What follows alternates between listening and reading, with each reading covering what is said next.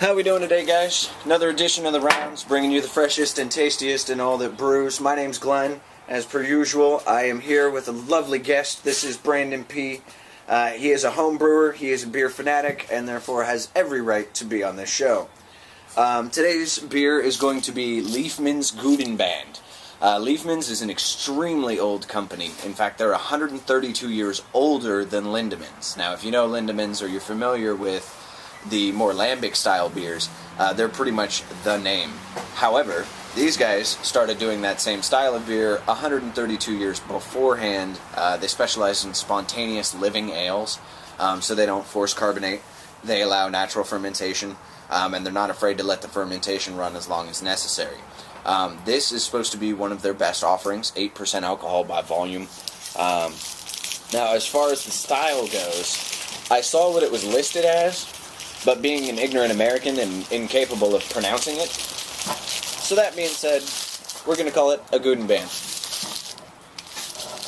Very nice presentation. This also isn't an overly expensive beer. If you're looking for good beer for a $7.50, and as you can see, it's corked and capped.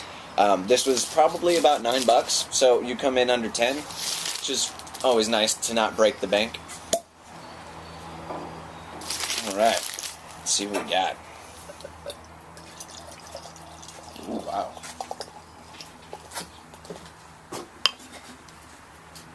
Let that mellow for a minute. Good color.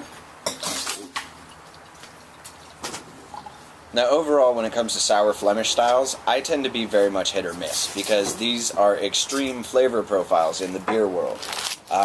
They're praised for their sourness. They're praised for their tartness. Some of them, to me, smell like fermented pineapples, which, don't ask me how I know that. Just leave that alone. Yeah. Where is that even? But, so, I don't know. What's your experience been with the Belgian styles? Like the sour Flemish? It's the malt that I'm not crazy about, but that's me personally. Okay. I prefer a lot of hops, but I like extreme flavor profiles. Mm-hmm. So I'm up for anything that calls itself a little on the extreme side. There you go. There you go. Well, the head broke down a little quick on mine. Yep. Yours is sticking around a little better. Dark brown to reddish undertones in the body, and I'm getting that on the nose. Yeah, you definitely you get that tinge of sour. Yeah, it is definitely sour. Should be interesting. Yep.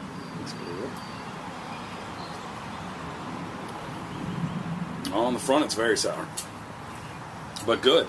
Like the flavor is. It's not overly caustic. No, yeah, it's not super aggressive. Right. I've had Belgians that just hit me with so much malt that I can't take it, and this isn't that way. Yeah, actually, one of the only references I know to make would be La Folie.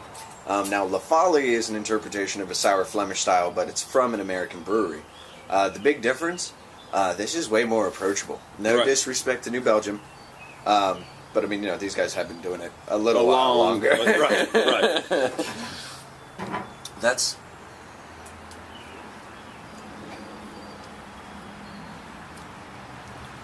And it finishes pretty clean. Right. Like it lingers a little bit, but not in a bad way. Yeah. I guess, for lack of a better word. Yeah.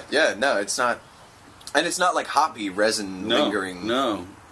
You just the hops are there, but they're not in the front, or they don't ever present themselves as the most potent taste. Yeah, they don't take like center stage. Exactly. They just kind of chill in the back a little bit. Another great thing about this beer is that it's going to age really well. The fact that they go to the trouble to wrap their beer in craft paper actually protects it from light. Absolutely. And as my hardcore beer drinkers know, especially this guy, your two biggest factors when you're concerned with aging a beer are going to be light and temperature. You want consistency in both, and preferably none of either, really. You want a nice low temperature and no light whatsoever. I think this actually is pretty tasty. Right, yeah.